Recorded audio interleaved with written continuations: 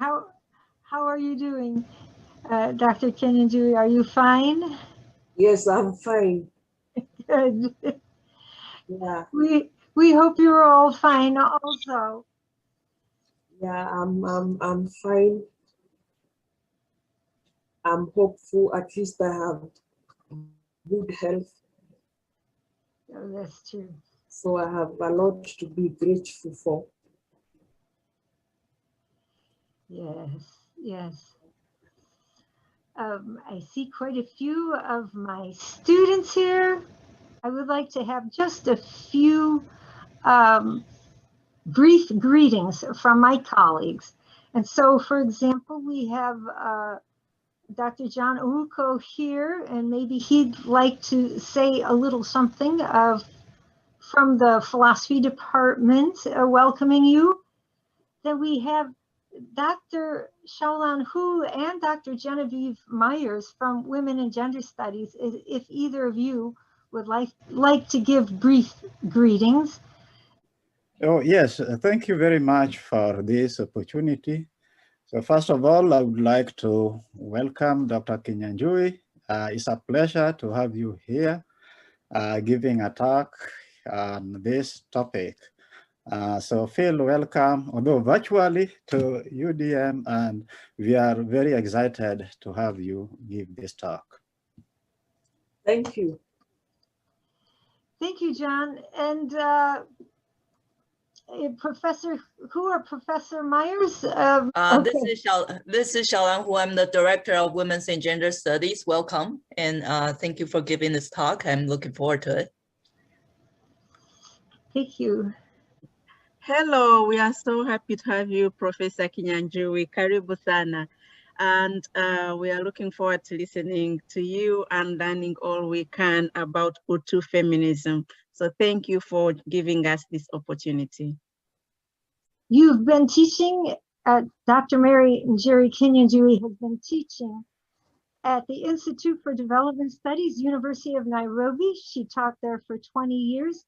She retired 1 year ago. Coincidentally, just at the time of our pandemic, she holds a PhD in geography from Fitzwilliam College, University of Cambridge, and an MA from Kenyatta University in Kenya. She has a wide experience in the study of women and livelihoods, and she's published many articles and books on the subject. She's also a gender activist, and so I'm sure you will have much to share that will be of interest to our students. And we are so happy to have the support of Women and Gender Studies and African American Studies program at our university, as well as CLASA, the Carney Latin American Solidarity Archive, of which I'm the director. I'm Dr. Gail Presby, by the way. For all of you, many of whom know me, and some of you who don't know me yet. And so we look forward to your talk, and it's on Hutu feminism, towards an African feminism. And I will be showing your slideshow for you. We thank you for speaking, and we look forward to your lecture. And just tell me next slide when you want me to go forward. Before I begin this lecture, I would like to give you some facts about Kenya. Kenya is situated in the East African coast of Africa. It's one of the over 54 countries in Africa, and it has a population of 54 million people. The male are 49.9% and the female are 50.1%. It has a two-tier house, a Senate and a parliament. And in the parliament, there are 349 elected members of parliament. And of these, we are yet to get a third of them being women. They are about in their 60s. There are 47 women rep who represent each county, and that seat, it's only women who contend. Men do not contend for the seats. There are two female governors. They used to be 3, but one passed on. Now they are the active Chief Justice is a lady after the man who was Chief Justice retired, and we have one more female Supreme Court judge. Most of the women, most of the people in Kenya work in the informal economy, that they are traders, artisans, street vendors, peasants, fisher folk, artisans, and all that. People working in the formal economy are around 2 million. That is 2.3 million people working in governments, in multinational corporations, or in corporates. They are about 2.9 million. So you can imagine, if you have such a large number of people who are working in the informal economy, the gender and feminist dynamic are very complex, because people are not looking for equality. They are working towards survival. They are working towards looking for flourishing way of life. 2.4% of the female population attends university education, which is actually very low compared to the values that you have here in America. Some counties have even 1%, like Nalo. And the country has over 47 different ethnic groups, and Asian and European people of origin. So you can imagine bringing all these people together and speaking of one language of African feminism is very, very difficult. So with those facts, I now move to my topic, Utu feminism. And I'll begin by saying that Utu is a Swahili word which means humanness, which means being human. It is feminism that is based on being human, having the human spirit to be self-reliant, having the human spirit to be in solidarity with others, having the human spirit to continue life to the next generation, and having the human spirit to resist and work in solidarity. But you find that in most African communities, feminism is a term that attracts negative connotations. Of course, now the younger millennials are accepting the term, but when I was growing up and when I was a young scholar and maturing at the university, it was not easy for one to identify themselves as feminist, because it was not as an African. It was seen as women fighting men, that is, women who want to take over the men control. It was anti-family. Feminists were being seen as people who are not interested in the family life. They want to destroy the cross-knit family life and have homes for single parents, have homes for people who are not married and all that. So it was seen as people who are anti-family.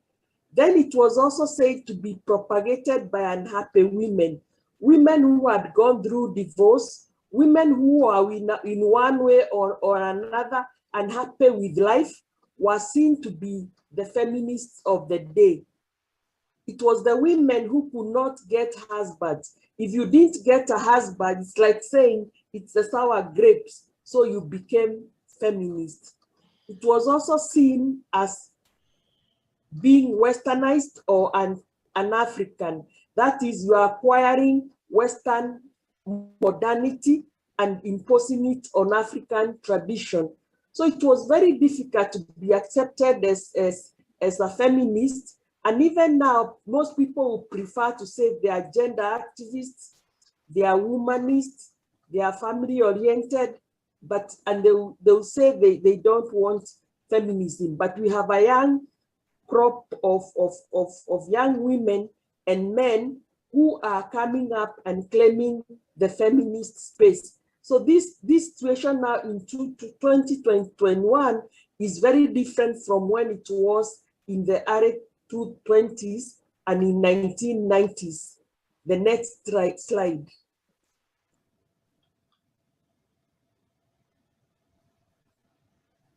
So it was also said to be propagated by women dissatisfied with women roles. Women who did not want to be women are the ones who are propagating the idea of feminism. But what is feminism?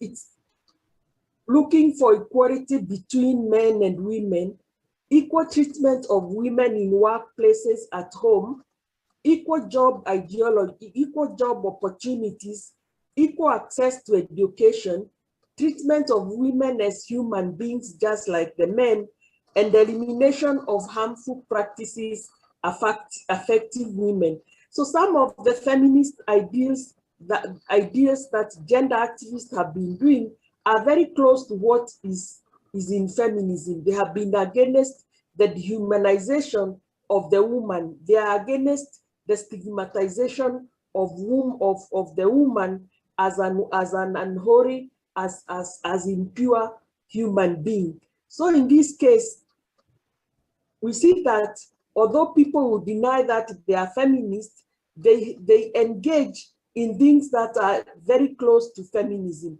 For example, there have been people working for equality in the number of elected leaders in parliament.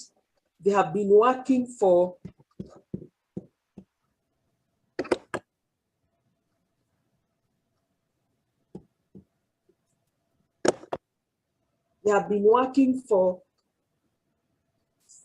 better jobs for women.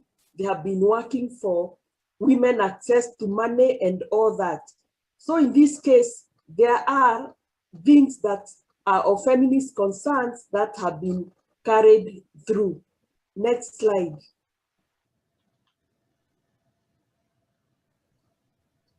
Other things that have been done is the fight against elimination of domestic violence. You see, over the years, there has been an increase in domestic violence, especially with the COVID-19. There have been reports that domestic violence has been on increase, and there are groups like COVAC, Nairobi Women Hospital, which have been working for against domestic violence. Then sexual freedom and choice. There are groups of lesbians and gays who most of them are outlawed, but they keep on fighting for their space on an opportunity.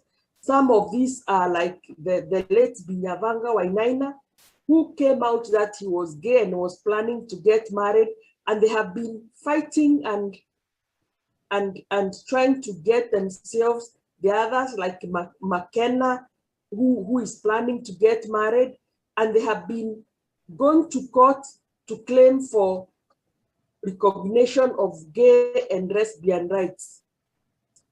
Elimination of sexual exploitation is another.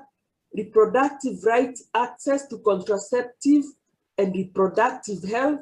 Somebody like Miriam Were, who was a graduate from one of the universities in America, has been very active in reproductive rights, ensuring that contraceptives are available to women, ensuring that children are born in healthy conditions, ensuring that women's life comes first. Access to mobility and movement are also rights. You remember, like in Kenya, it was not until 1979 that women were given the freedom to have identity cards. Before, they were not even allowed to migrate into cities. They were supposed to stay in rural areas. And all these things have been activists with people like Modoni Rikimani writing books about how women struggle to come to Nairobi. And access to money and capital is also another issue. citizens, ID cards, passports, and driver's license. It was not until very recently that a woman was allowed to apply for a passport on her own. She had to have the husband's approval to get a passport. Thank you. Next slide.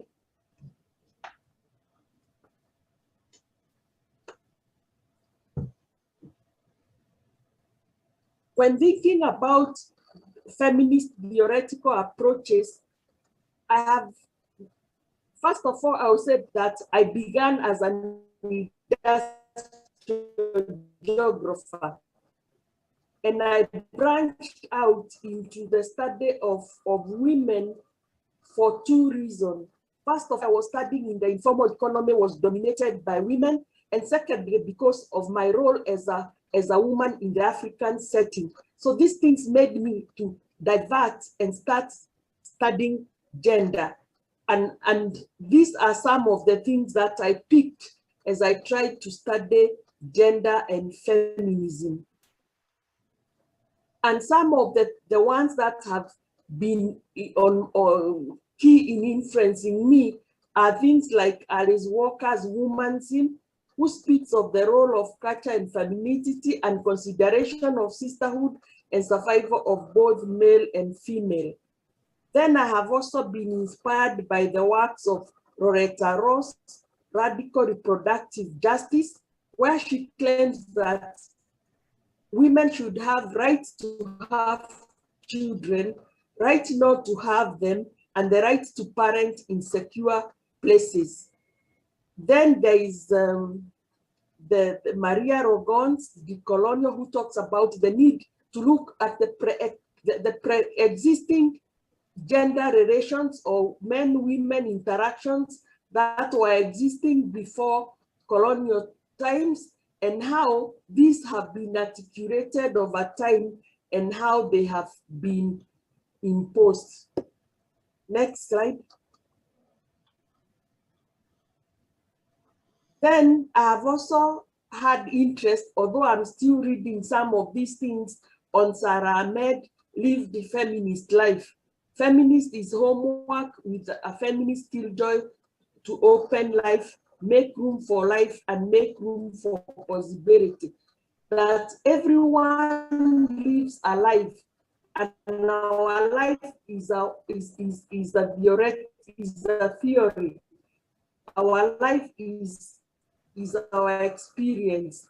Then Gloria and Zardua speak and have yet to really grasp the consciousness, to look into the complexities of living in the borderlands. For example, I have been struggling between Kikuyu traditional practices and modernity traditional practices. I remember at some point, being a single parent, I've had to go and negotiate my own and pay my own dowry to my parents, simply because there's this fear that there's this thing that you have to reciprocate to your parents what was done to you. So I was struggling between this Kikuyu tradition and modernity, and I was trying to find out where do I balance myself? Do I say no or do I give? Of course, there were all those stories and narratives that I used to hear that if I don't do it, I won't be blessed. My children will not be blessed. So it's this fear of living between the two worlds is something that I have lived. Then there is Oewumi Oyelonike, who critiques the Western imposition of gender in African society. She argues that in Africa, what really mattered most was seniority rather than gender. And she says that this is the woman is an invention of colonialism. Next slide.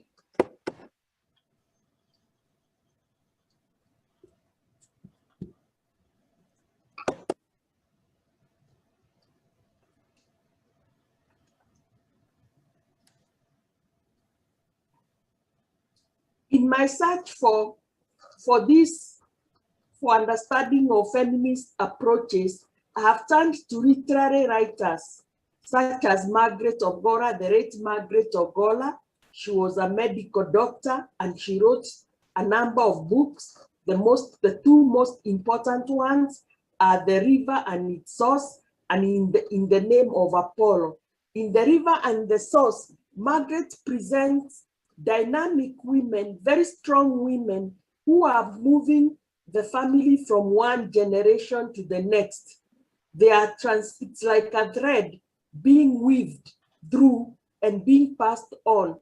In the Name of Apollo, Margaret shows how a woman connects families. She connects families between tribes. She connects families between continents as her children go abroad. So in this case, the woman is like a link in all this. So all these things I have gathered from the literary works that I have read.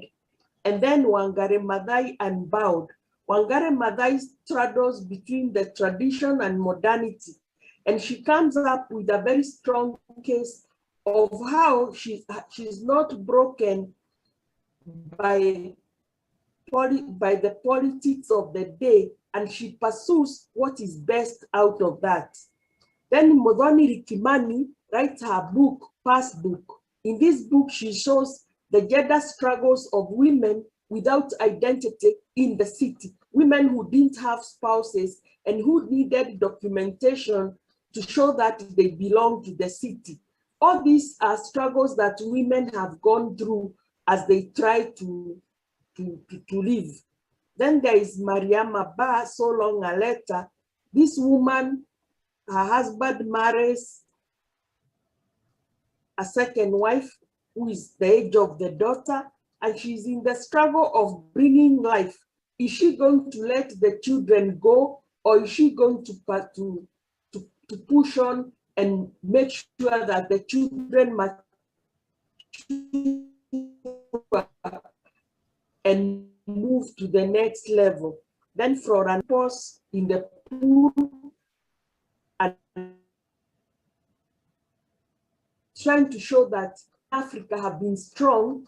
Women in Africa have agency. Women in Africa are not docile. Women in Africa are go-getters. And these literary writers have a lot to show in terms of the way the women present themselves. Next slide.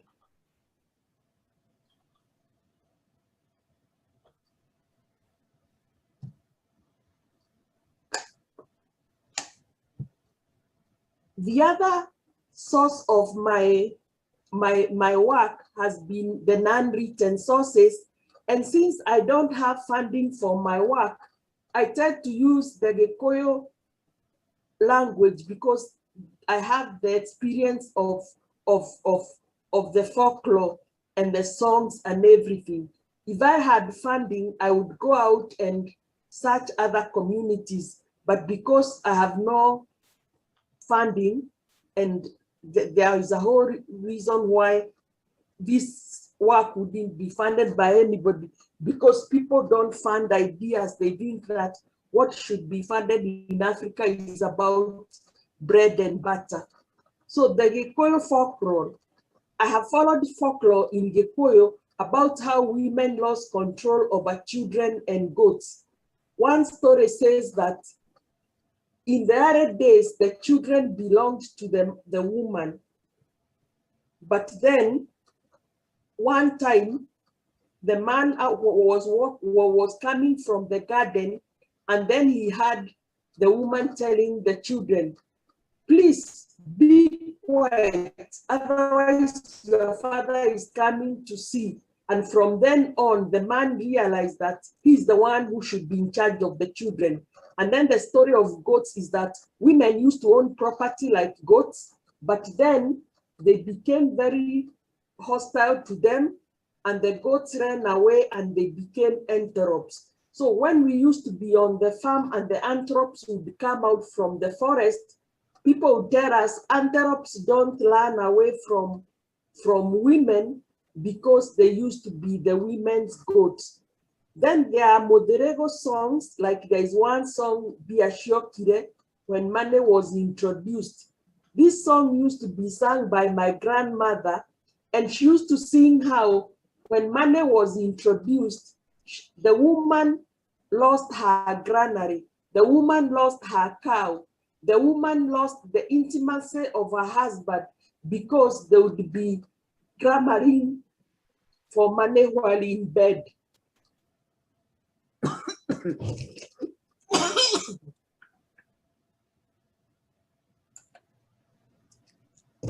She lost the control of the son because the son would also be demanding debt. So basically, the woman lost her identity with the imposition of colonialism. So all these songs, I used to hear them when I was growing up, and they have had a bearing on me. And then the Nyakenyua songs, where they sing about what is liberation, what it meant for them. It meant that they could grow food crops, they could bring up children with dignity, with human dignity and all that. So in this case, all these non-written sources, I have sifted from them ideas which I have used to integrate into my concept of Hutu feminism. Next slide.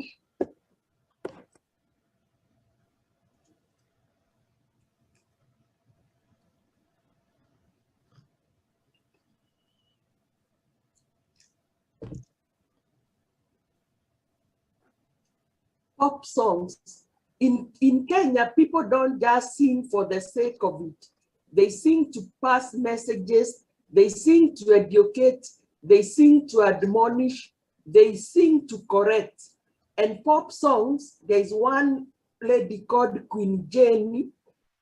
She started out as a strong force, challenging the heavy masculine pop song singers.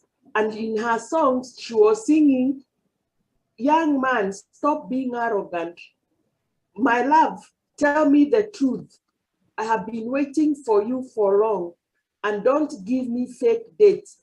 And these songs came up with a great force because men were used to singing that women are the ones who betray relationships, women are the ones who cause havoc in homes. But Queen Jane came out strongly with a different paradigm of showing how men fail women. And from all these sources, what have I learned? I have learned about resilience, resistance, reciprocity, sharing, commitment, self-reliance, solidarity, and things are not in the norm. They are in possession from somewhere. So from all these things, I have come up with concepts that I have used in my construction of Hutu feminism. And they are from the songs, from the literature, from the theories, from the folklore, from the folk songs and all that. Next slide. And another important source of my thinking has been the lived experiences of my foremothers in Gatodo North. This is listed in the book, The Sweet Sobs, The Response to Andro Pain. And I'll say that this book was promoted by the fact that I was seeing there was so much pain in the world today. You hear children at a shopping mall are bombed, train station is bombed, there are all these killings. And I started wondering, why is human being causing so much pain to each other? Is there a way we can we reduce pain? And I looked in my older women in my Gatodo North constituency who had experienced pain, and how did they react with pain. Jogoro Wakemere lived when there was a locust invasion. Instead of being angry, she taught the women to appease, to respond, to sing, and to pray. Dikopwa Batia was a woman who could not give birth and she was unmarried, but she organized her own group of young men and she helped them make wealth. Then Rebecca Njeri was a freedom fighter. She also didn't have children. Instead of mourning that she didn't have children, she worked and created a whole constituency around herself. If you read the book, you'll be able to see the stories around them. All these women had some form of pain. Like Nyokafi lost her leg in 1965 while going to Nairobi to the market, but she didn't give up. After she recuperated, she used to walk with her crutches, collect goods all over the regions, and take them to Nairobi, and she retired in 2002. So you can imagine from 1965 to 2002, this woman was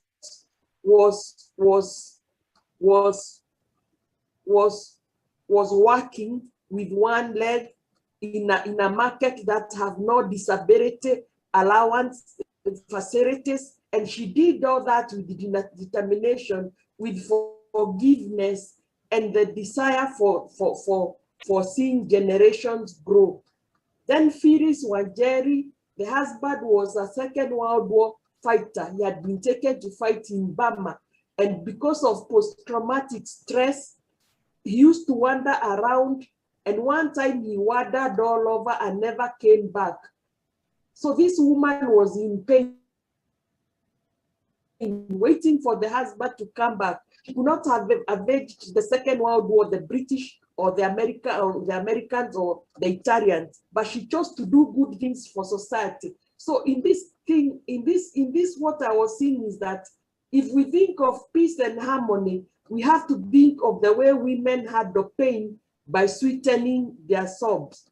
And there are lessons that I have learned among these women. There's resistance. What lies beyond the present? The present may be painful, but the future may not be like that. The need for continuity of life, flourishing families and communities, sweetening the sobs, non-violence, and resilience. Like when we have all these shootings, how do we sweeten the sobs so that people don't transfer the anger to the next generation and kill and also engage in killing? So my foremothers taught me these things about peace, about living for tomorrow, about sweetening your sob. Sometimes I imagine someone like Phyllis in the night crying, but during the day she would be busy organizing women, mobilizing them to take children to the clinic, advising young girls and all that. And then I could see Nyokafi, instead of being angry and remorseful, she's busy in the market organizing women, and she goes against her bodily feelings to do all that. Next slide.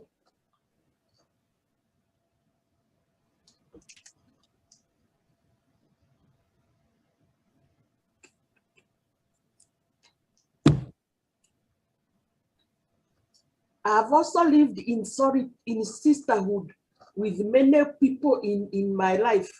To begin with, in my village life in Ihenga, I had a group of women whom we used to work together. We would go to farm to different people's farms. We would farm today on this farm, tomorrow on the other. And during those things, we used to exchange a lot of ideas.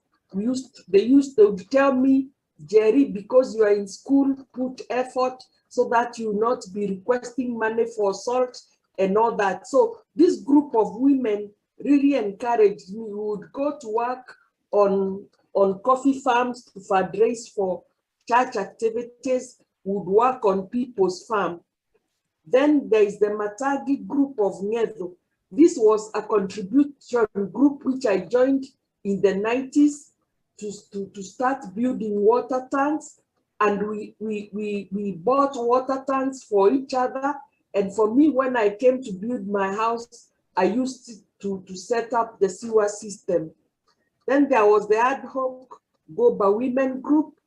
As young mothers, it was during structural adjustments and we could basically live. So what we used to do was to contribute money and buy each other utensils, like we would buy cooking pots, we would buy spoons, we would buy cups, or we would, if it was taking children out, we would go as a group and cost share. Then there was the St. Peter's Ladies Association, which again was a group of women that when I moved to the new neighborhood, I needed to know people, I needed to work with people, and it was isolated and they helped me. Then there is the Nyahururu Taveta organization of Kawasukari. These women came to my rescue. I didn't know them. I was attacked in my house, raped and robbed. And these women came and supported me. They gave me food, they gave me money, they gave me consolation. And what these women taught me is about what lies beyond the pain. What lies beyond the pain? Don't let up and accept that and I should continue staying in my house. So they really encouraged me. They were unlike my elite women who would hear when that I was raped, they'd say, oh, why, it's too bad. And then they would leave it at that. But these other women came in, they gave me food, they gave me money to support my hospital bill and all that. Next slide.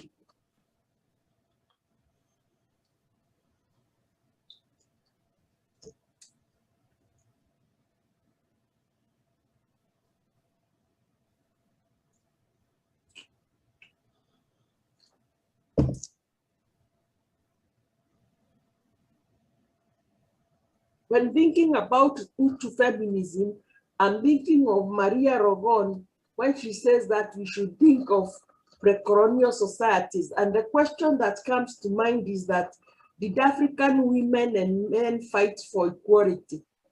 And the point is that they did have ways of resolving conflicts. And some of the way they resolved conflicts was men and women had their own spaces. They interacted under different conditions. For example, in the household, the man had his house and the woman had his house. So the woman would stay in her house, and when they needed to meet, she would go to the man's house. So this may be reduced interactions. And then there were male and female dances, and initiation rites were different. So because of this space, these are things that we need to interrogate. How did indigenous communities minimize conflicts between themselves? Some of the things that we see them as primitive, they were actually things that were designed to maintain a human social order. For example, when the missionaries came and they introduced the single bedroom for a couple, what did it mean? And usually in some of the homes, like my parents' home, they don't share a bedroom. Each has their own bedroom. So they carry these things on. And we need to interrogate how this indigenous institution of conflict resolution in the homes were maintained. Next slide.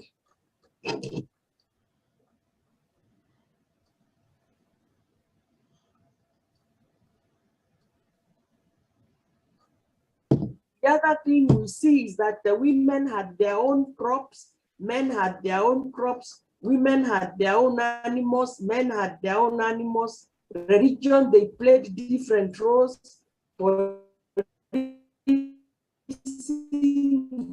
Judicial systems and military.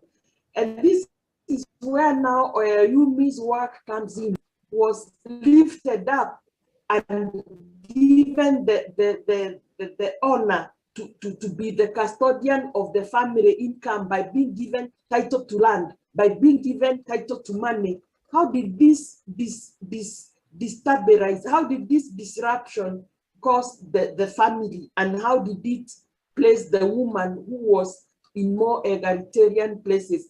So I think Rugon and Oyeyumi provide us with a base to argue that maybe while these things were being dislocated, there was disruption, and this disruption, we see it in the many conflicts that are happening in the homes and the many disorientations that are taking place. Next slide.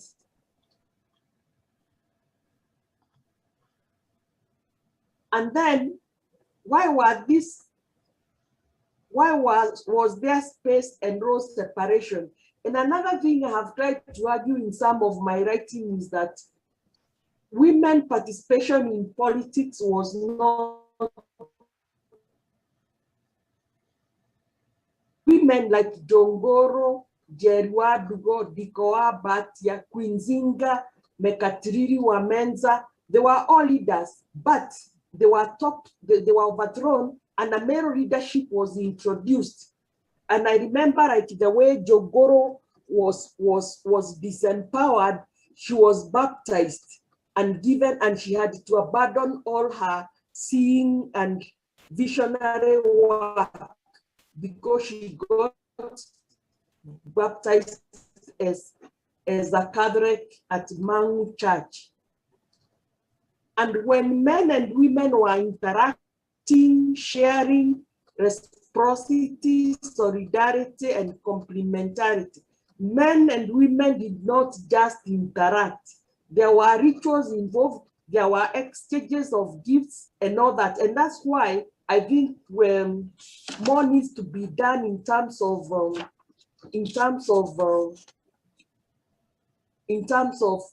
inspirations, so that we can see where we are having hybrid relationships, where we are having core identities, and where there is outright conflict in the relationships. Next slide. The interactions were based on Utu, and in Kikuyu we say Omodo, humanness. What was Utu gendered in hierarchies? There were expressions like Modo ne Modo, you are human because you are human. Oshioti Modo, that's not human. Be human. That the interactions were based on the concept of being human,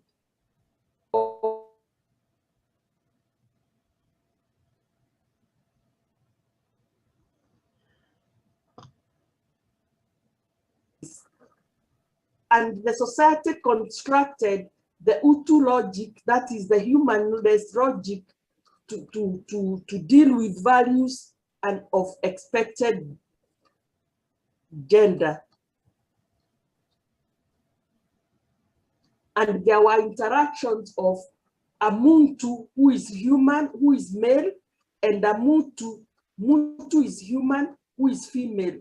So, and this was shared in reciprocal relationships. And that's why we need to go back and use the tools of Maria Rogon and Oyeyumi to find out really what happened in these transactions. Where did we go wrong? How can we come up with, how can we articulate the indigenous logic in the modern society, which is killing each other so mercilessly, which is destroying the environment so mercilessly, which is not caring. Next slide.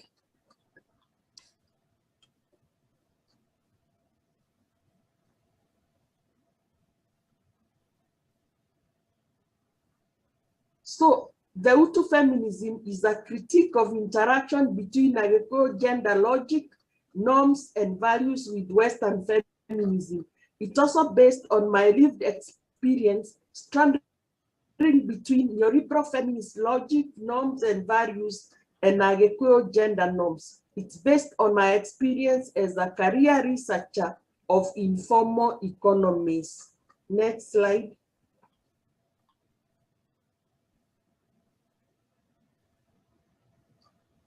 Hutu feminism is not based on a binary of female and male in hierarchical order. It's about bringing female logic, norms, values, methods, and institutions in the boardroom and corporation and government. It's about kitchenizing these spaces.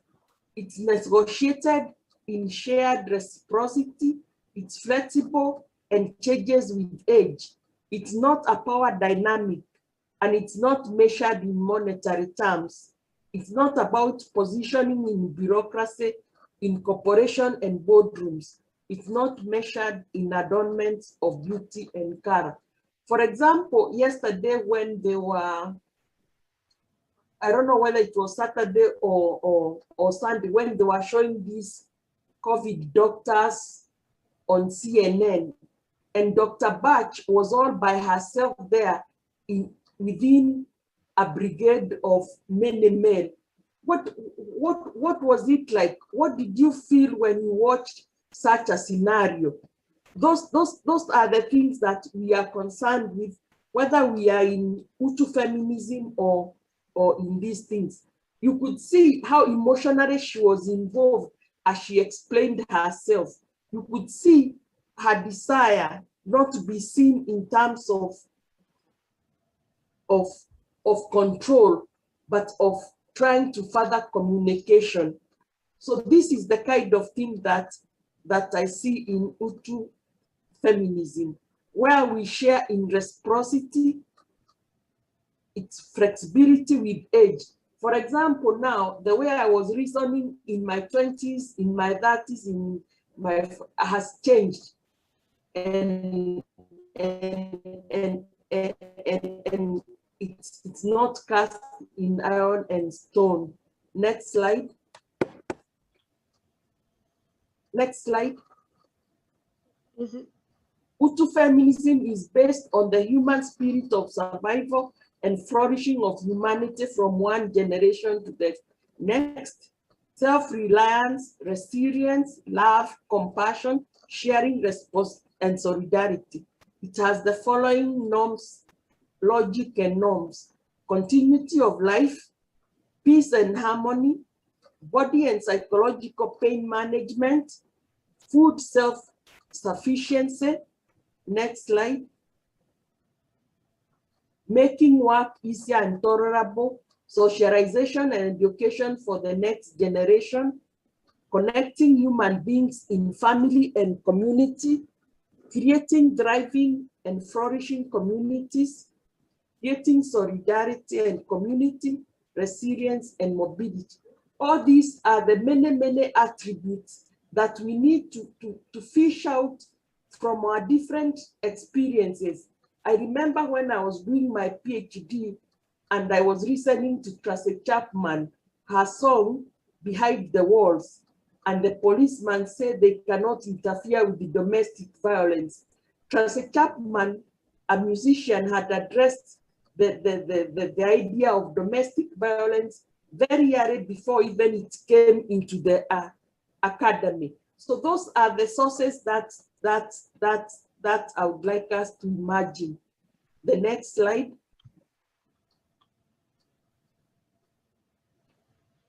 Hutu feminism is about logic, norms, values, methods, and calculated. In the first words a child utters when they run speech, mama, and the last words perhaps are shown by George Floyd uttered, mama, I cannot breathe. Mama is the shield, the protector, life sustainer, whom Yoribros have always worked to destroy. Mama represents love, peace, tenderness, kindness, and compassion, which is absent from the murderers policeman who is symbolic of neoliberal oppressing. Mama is the only one that we can sing for, like in the Geko song, mother sing for me, hail mom, my parents, may God bless you. Next slide.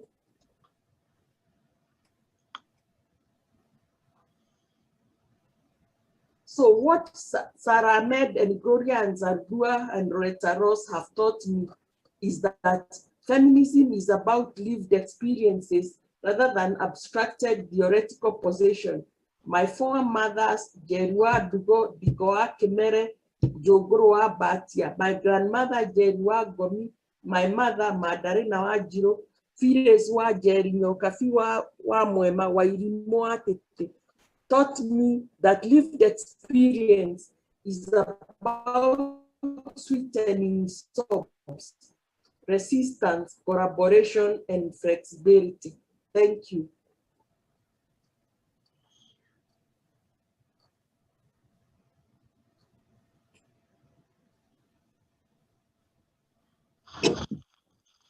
Thank you so much, Professor Kinyanjui. Thank you so much for that very moving and comprehensive talk. And at this time, you're going to all have a chance to ask some questions. And as I mentioned before, let me just remind you, there's two ways you can ask. You can use the chat. And if you want to put your question in the chat, I can read it for you. Or you can ask a question by raising your hand. And I see one of our philosophy professors, David Baxter, already has his hand raised. And so feel free to ask your question now. Hi, Dr. Kinyanjui. Thank you so much for that talk, and hello from Detroit. And so my question is about technology. And on the one hand, it looks like technology might have some kind of value, I guess. But in another way, it threatens to dehumanize us fundamentally, right? So, I mean, this idea that we're totally separate from the world we live and stuff. So what do you see as the kind of promises of technology? I guess for women, like things like M-Pesa or whatever, are probably somewhat useful.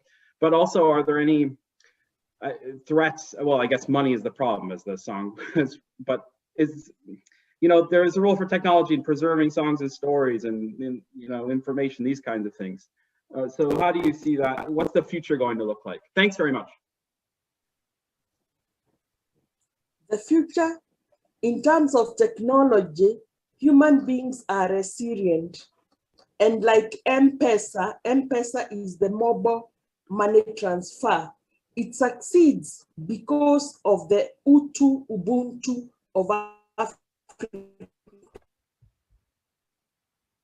African people gift each other in reciprocity. Like now where I'm living at Camden, Pecos Road, if I was in my house in Nyahururu Road, by now I would have had transacted maybe 3 or 4 times, supporting someone who has a baby shower, supporting someone who has a funeral, supporting someone who has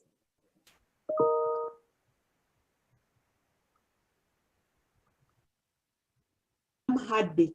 For example, WhatsApp, what we do is that we use WhatsApp groups as fundraising tools to fundraise for all this. We use WhatsApp group to fundraise. We use WhatsApp group to show who has contributed what and how they have contributed. So in this way, we have a form of crowdfunding. And as I say, we need to understand how this indigenous logic is adapting, is being articulated into technology. There are some things that will be dropped, but there are things that will be brought by. because like something like crowdfunding, which people do here, used to be done in Kenya in Harambee, what we call Harambee. So there are things that we shall carry along, some which we shall drop, but the basic that determine the staff of life will move with us with technology. And technology without culture cannot survive.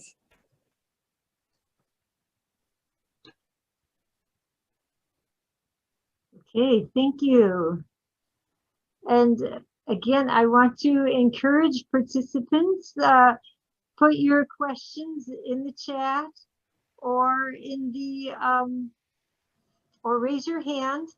And while I'm waiting for the next question, if I could ask you, please to tell us a little more about this story. And I'm just thinking that maybe some of the folks on the call don't know the tradition of bride price. And you mentioned that you gathered the funds to pay your parents the bride price.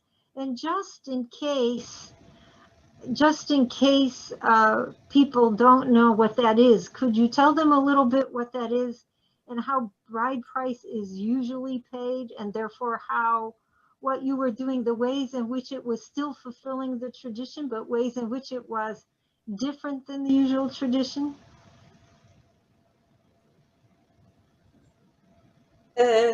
When a woman is getting married, the man pays a bride wealth. This is calculated in form of goats, which are translated into money.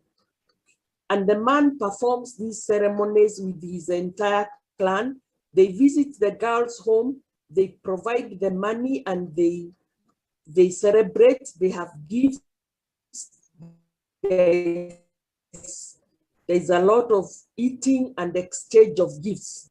If one does not get married and has a child and would like that child to be recognized in that home, now in my parents' home, because once I had a child, I should have taken the child to the father's home. But now I'm in my mother's home. So for this child to be recognized as part of the family, I have to also pay the bride wealth to my parents. I paid some goats in form of money, and I held a big celebration where the clan came together. We ate and drank and basically enjoyed ourselves. Of course, it is just that this straddling between the two, you are not sure to do it or not do it, but you feel you have to do it for your parents because they are asking for it.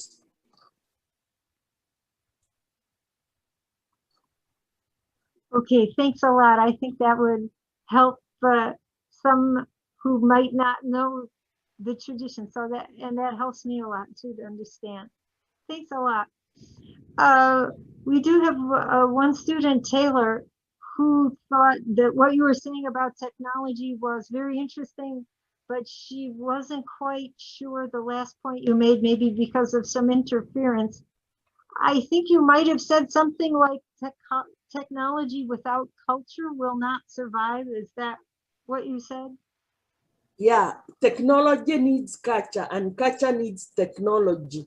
The two need each other. Okay, great. I have a question from Adrian. She says, you had mentioned an increase of domestic violence during the times of COVID. Do you think this is purely based on the lack of ability to go out and interact with the community more? Or does it come from stress on the home because of economic insecurity and mental health? I think that this study is interesting and wonder where else these statistics can be seen due to COVID specifically. There's a whole lot of ideas about why domestic violence has increased. Like one chief I spoke to told me that the cases that have been brought to him to arbitrate are based on the fact that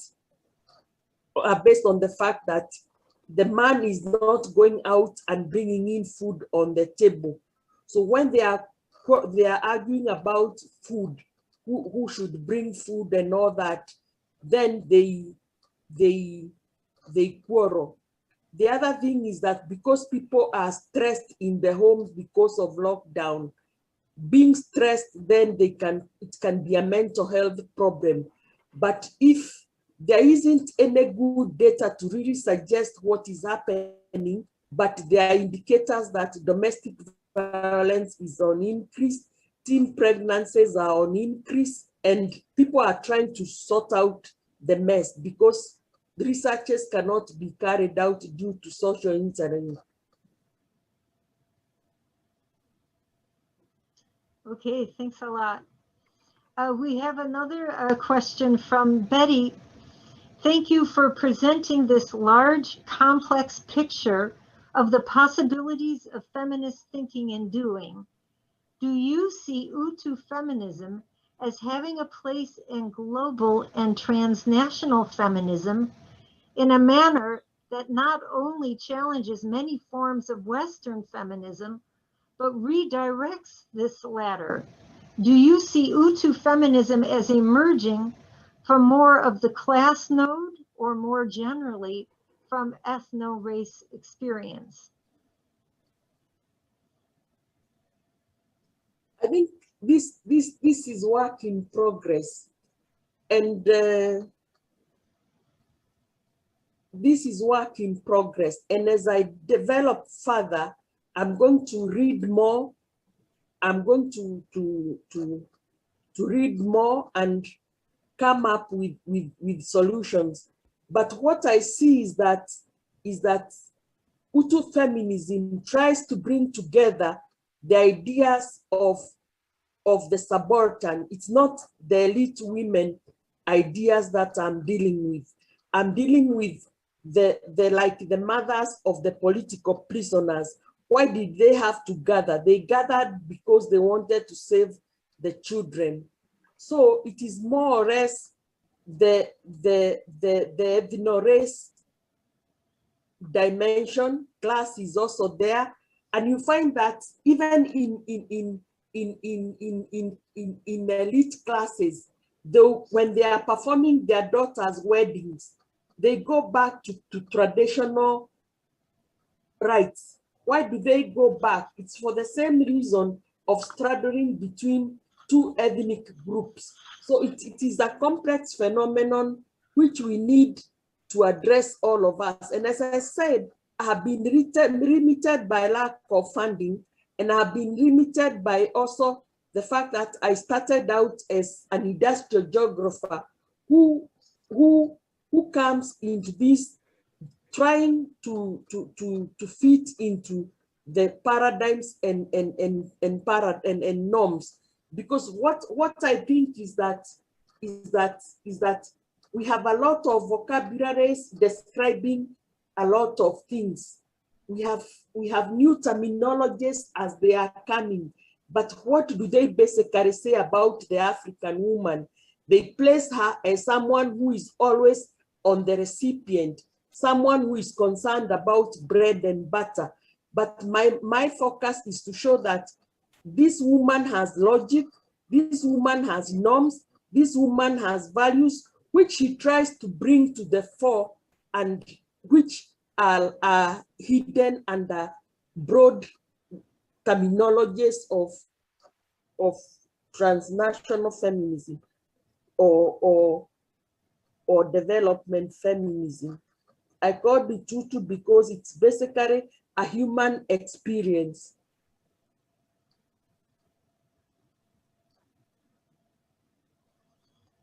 Thank you.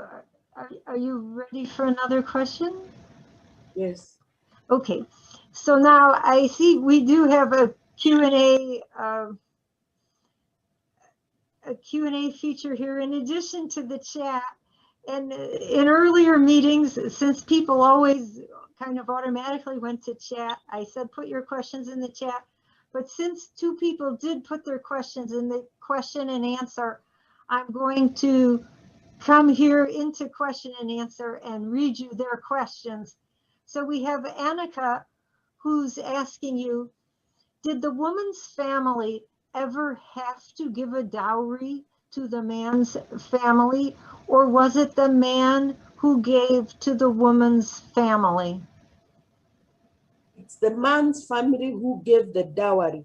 But if the woman does not marry, that's when she gives the dowry. Okay, yeah, thanks for clarifying that, because in some cultures it is the other way around. For example, in India, it would be it's different than in Africa or in East Africa, so it's good to clarify that. And isn't just to follow that up, isn't the idea behind that the idea that the woman is going to be a productive worker, and since the family is giving her to another family, they should be compensated for losing their worker? Or maybe that's not the best way to describe it, but the reason for those gifts. You see, the gifts come both ways from the man and the woman. Okay. So it's not just the man. Okay. And that's why I'm saying this needs deeper analysis. This needs deeper thinking. And there is a question on the chat. Do you have any advice for us female students before we start our careers, especially to those entering male-dominated fields?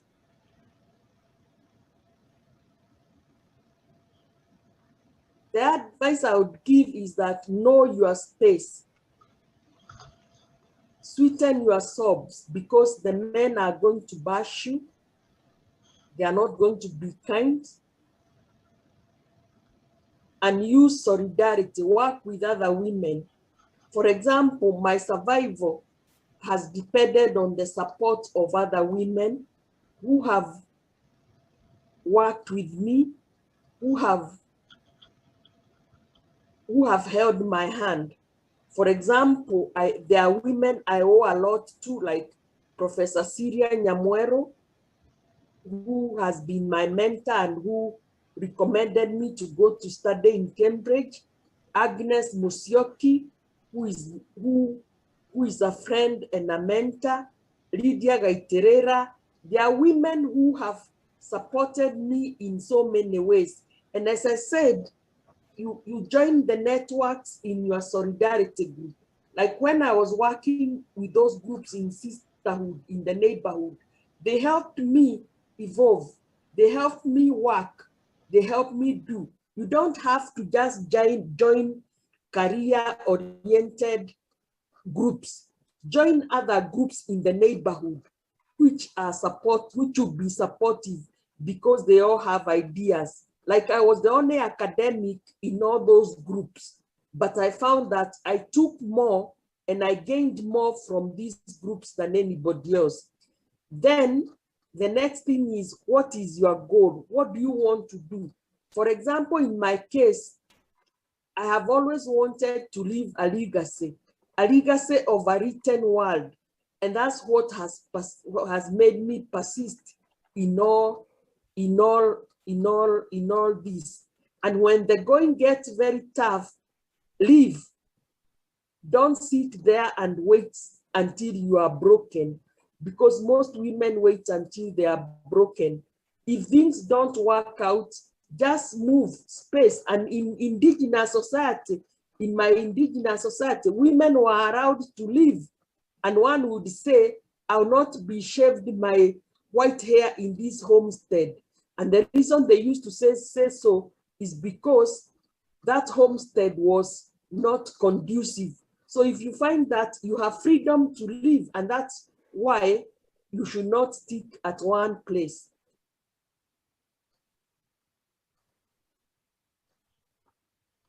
Okay, thanks so much for that helpful advice. I'd like to read you the next question from the question and answer part. And folks, feel free to use either the chat or the Q&A. I'm looking at both of them.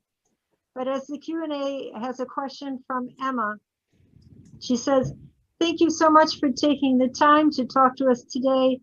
I was wondering what you think about women who go about their daily life traditionally in terms of their specific culture.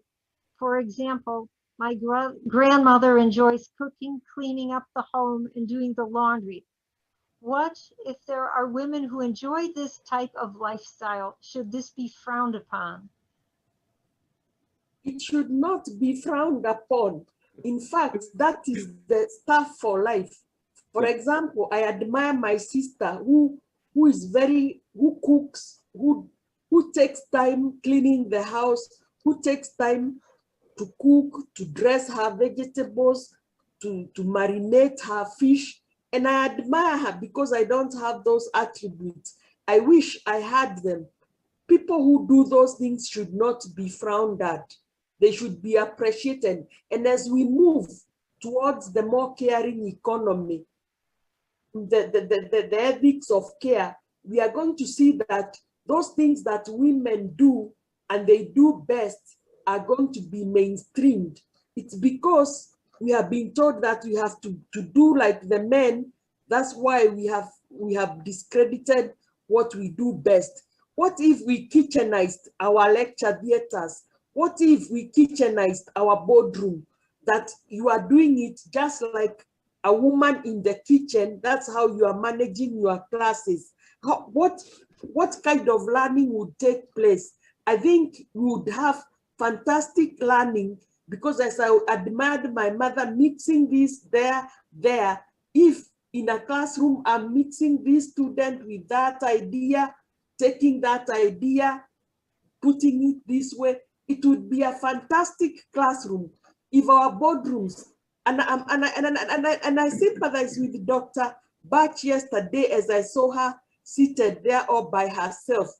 I wished it was in a woman, what we call women chama in Kenya, women self-help group, that she was speaking, and everything was going on and flowing, and somebody will whisper to the other. And I think we should strive to kitchenize our boardrooms, kitchenize our classrooms.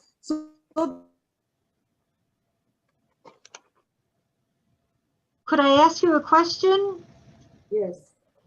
Okay, so there is a student who has noticed you have used this word kitchenize, and she wants to know what you mean by it, and she wants to understand, how does a kitchen play into the culture? This is her question to you.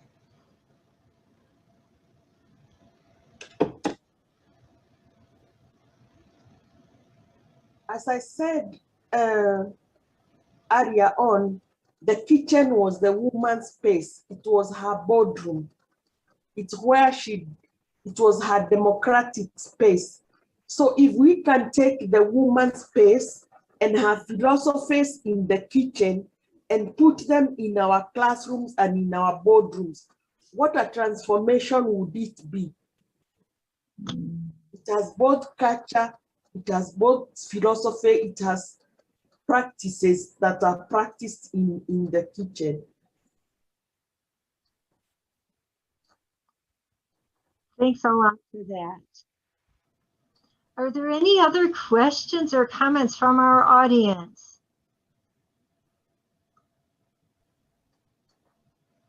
Me again.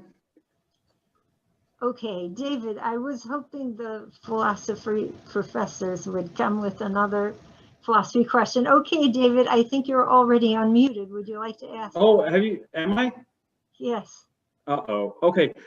So this is, I guess it's more, so at first, I was thinking, okay, so there's this idea, okay, we can recover, go back to pre-colonial, and that looks like a non-starter, but it seems like the idea is that applying indigenous logic to a modern society, right? So we're finding this, we're having this tension, it seems, where people are like, well, we're talking about these aspects of modern society and so forth, but the idea, it seems to me, is recovering, not like a society which has been transformed to the point where the money is not going away, for example, right? But rather recovering what you call indigenous logic, or at one point female logic, but it seems to me it looks like it's human logic, right? Like we are human beings, right?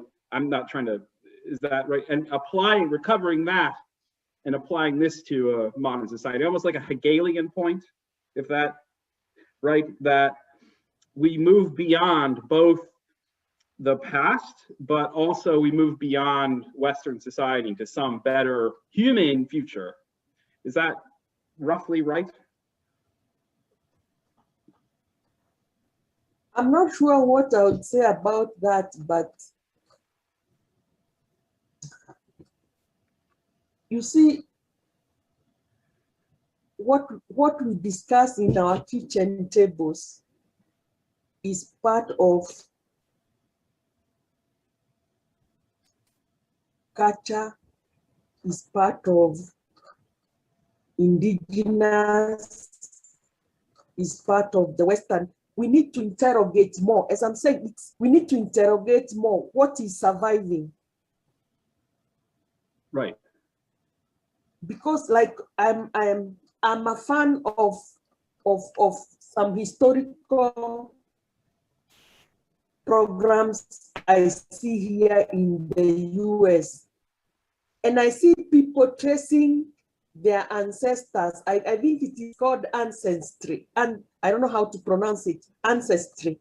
Why are they going to trace their ancestors from all that far? Why does the EWTN Catholic Church spend so much time highlighting issues of basilicas, highlighting issues of saints? Why is this tradition right for them, and not when we say we go back to the African tradition and understand what we were doing? Right. So my thing is, we need to understand where we are coming from, what we have carried through, what we have left. Yeah, for the purpose of moving into the future, I suppose, right? Yeah. Yeah. Yeah. Okay, thanks a lot. We've got a couple more questions here. I'd like to read you the question from Taylor. She asks, what would your advice be for women that deal with women who do not believe in women's solidarity? For example, the women that use drama to gain status in the workplace. I don't understand that one. You mean the last part? The women that use drama to gain status in the workplace? Yeah. I think what she's trying to say is some women just want to get ahead and will do dramatic things for their own advancement instead of being in solidarity with other women. That's what I think she means. Taylor, if you want to say anything in person, you can always just raise your hand, but I think that's what the question, aha, yes. I will unmute Taylor and she will explain herself. Hello, can you guys hear me? Yes. So like sometimes women will start fake drama or start drama with other women to gain status in the workplace to achieve what a man has achieved. Or they'll make it seem like, I don't know how to describe this. Some women will don't believe in feminism, and some women will use tactics against other women to reach a certain status, is what I'm saying. And what would your advice be in that case? I don't think I have any specific advice in that case, except hope that they are doing the right thing at the right moment. And if they are destroying other women to get to their position, I don't think that is right.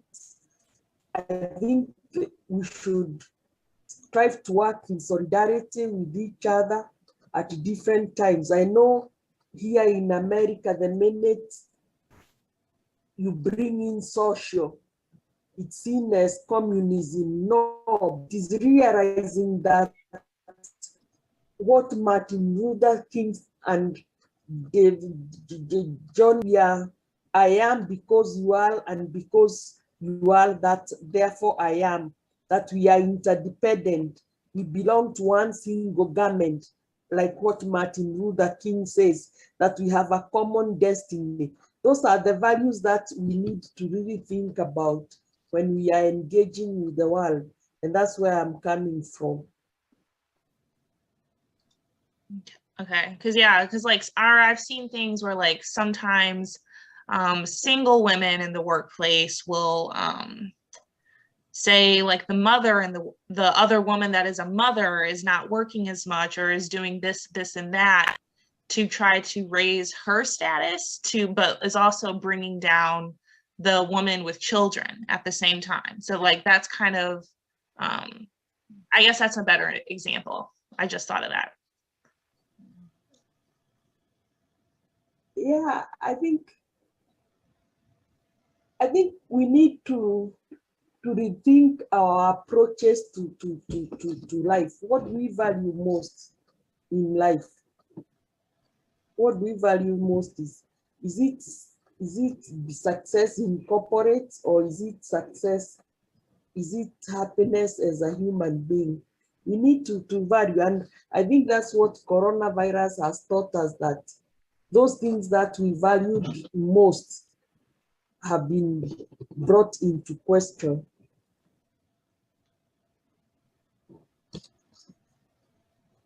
All right, thank you. Thanks a lot.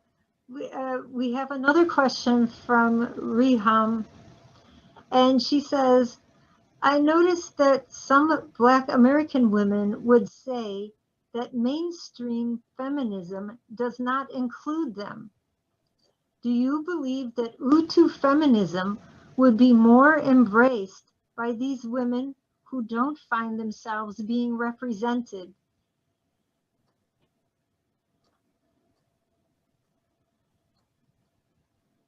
I'm hoping it does.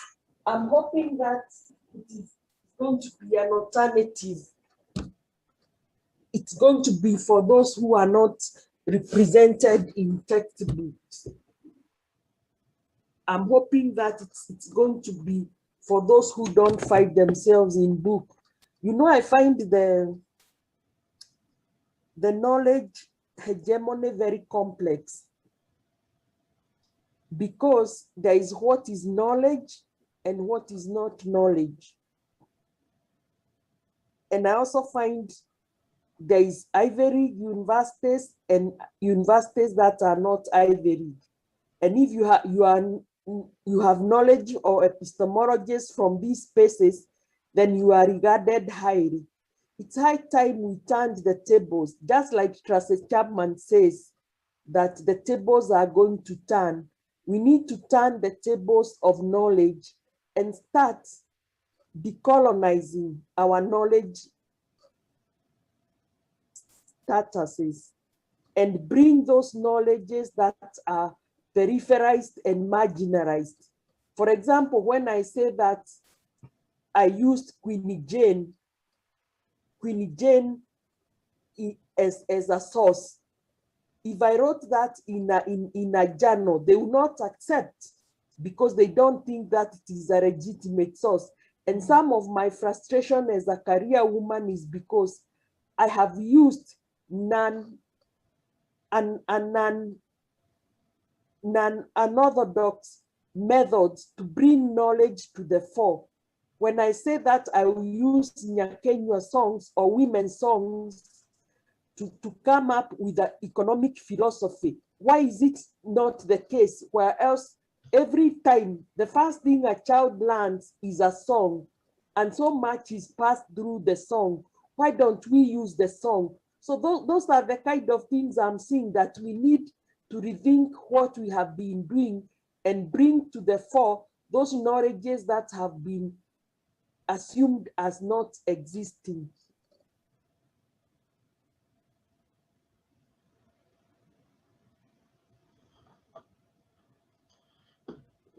Those are good points. Those are good reasons to be frustrated with a lot of our academic context. And thank goodness you're sharing with us these ideas of Utu feminism that can address the lack that we have here, and we can all learn from you. And I want to say now we're coming up at time for our closing. But as we close, I want to just read to you a comment from one of our students, Elizabeth. And she says, not a question, but I appreciate you being here with us. Thank you so much for this content and allowing us to learn so much about such different yet rich culture and traditions. And we also have Annika who says, thank you for this wonderful event. And so with the thank yous pouring in, I just want to add my own thanks to you. Thank you so much for meeting us across the miles through our Zoom talk and sharing with us new ideas. And I want to encourage you all to read Dr. Kinyanjui's book. If you haven't yet, our library has Sweet Sobs of Anthropane. Be sure to look up some of her other books. I think you can see in the chat, all the thank yous are streaming in from many of our attendees.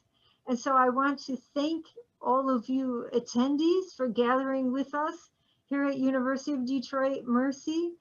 And thank you again to our co-sponsors, Women and Gender Studies and African American Studies. And to students, these are two great programs. If you're interested in topics like these, you may want to look up Women and Gender Studies or African American Studies and make it part of your study program here.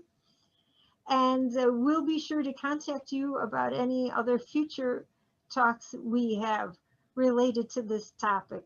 And so once again, Dr. Kinyanjui, thank you so much. Thank you for sharing your evening with us. Thank you very much for listening to me. I'm happy to have shared my ideas with me. And thank you for listening to me. It would not be anything if I was speaking to myself and nobody was listening. Thank you very much. No, and we had a good crowd here, and over 60, maybe almost 70 people. And we thank you all for being here. And I'll be sure that you get a copy of this chat so that you can see all the people sending you their particular thank yous. And also thank you to John Uko, and thank you to the philosophy department for co-sponsoring this event and interest and various events with CLASA having to do with women and philosophy. So with all of this, I will say goodbye to you so you can rest and take a break after your long talk to us, but we really appreciate it. And I'd like to say good night to everybody. So good night, everybody, and we hope you can join us at future events. Thank you. Bye.